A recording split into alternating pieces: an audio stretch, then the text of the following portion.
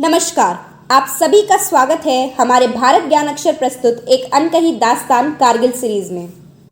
दिनांक 7 जून 1999 भारत और पाकिस्तान के बीच कई समझौते हुए जिनका उद्देश्य था शांति दोनों देशों के बीच। पर अब तक हम सभी ने जाना कि किस प्रकार पाक घुसपैठियों ने कश्मीर कारगिल पहाड़ियों पर हमला करके समझौतों का उल्लंघन किया तथा शांति भंग करने का पूर्ण प्रयास किया। पाक घुसपैठियों के हमले द्वारा दोनों देशों के सुधरे संबंध ऋतु की तरह तेजी से बिगड़ गए, अर्थात दोनों के संबंधों में गिरावट आई। पाकिस्तान का गेम प्लान साफ था कि वह कब्जे के इरादे से आए थे। पाकिस्तान की सबसे अच्छी स्थिति यह थी कि संयुक्त राष्ट्रीय सुरक्षा परिषद कारगिल की लड़ाई की जानकारी ले रही थी और वही दलाल शांति के लिए दूत भी भेज रही थी। यूएनओ ने युद्ध विराम का आह्वान किया था, जबकि पाकिस्तान अपनी रणनीति पर बंधे थे। जानकारी के बाद पता चलता है कि पाकिस्तान ने यूएनओ के राष्ट्रीय महासचिव कोफी अन्नान से संपर्क किया था और उनसे हस्तक्षेप की मांग की थी। जवाहरलाल नेहरू विश्वविद्यालय के अंतर्राष्ट्रीय राजनीति केंद्र के अध्यक्ष अमिताभ मट्टू का मानना था कि पाकिस्तान ने 1999 तक कोई खास प्रगति नहीं की थी, इसलिए पाकिस्तान के पास खोने के लिए बहुत कम था और परिणाम से हासिल करने के लिए बहुत कुछ था।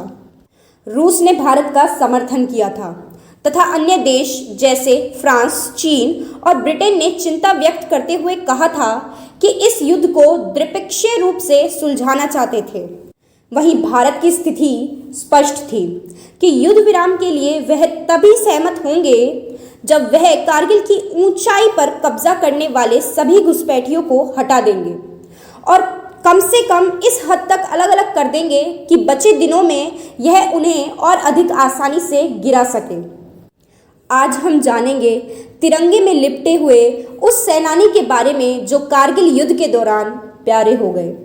भारत की धरती में सदियों से जन्म ले रहे जवान जिनमें केवल देशभक्ति की भावना होती है, जो अपनी मृत्यु की सोचे बिना अपने कर्तव्यों का पालन करते हैं, उन्हीं में से है रणवीर सिंह, जो शत्रुओं पर टूट पड़े थे।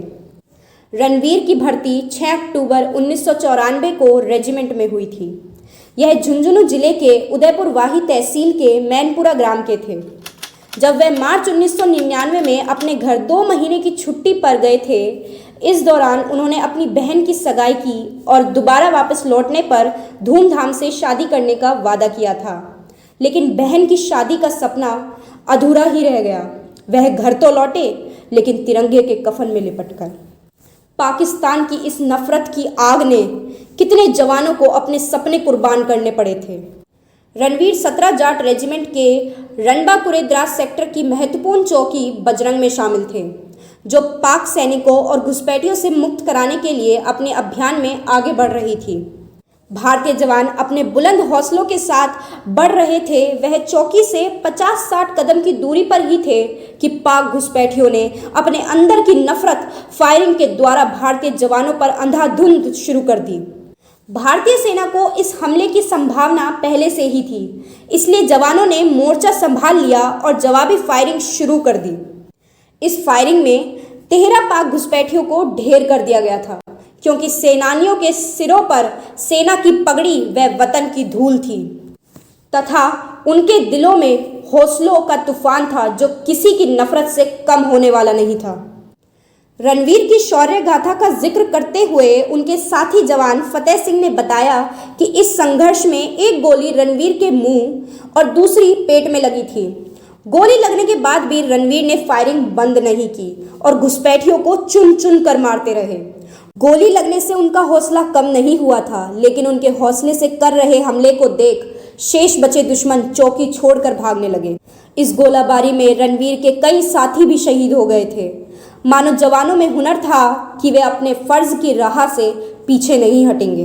अगर आपको हमारी वीडियो पसंद आई है तो इसे लाइक करें, चैनल को सब्सक्राइब करें, कमेंट करें और दोस्तों एवं रिश्तेदारों में शेयर भी करें। आप भारत ज्ञान अक्षर को फेसबुक पर भी फॉलो कर सकते हैं, वहां भी आपको कारगिल सीरीज के सारे एपिसोड देखने को मिलेंगे। इसी के साथ हम आपसे विदा लेते हैं। अगले एपिसोड में फिर मिलेंगे एक नई कहानी के साथ, एक नए जाबाज सैनिक की शहादत को याद दिलाते हुए।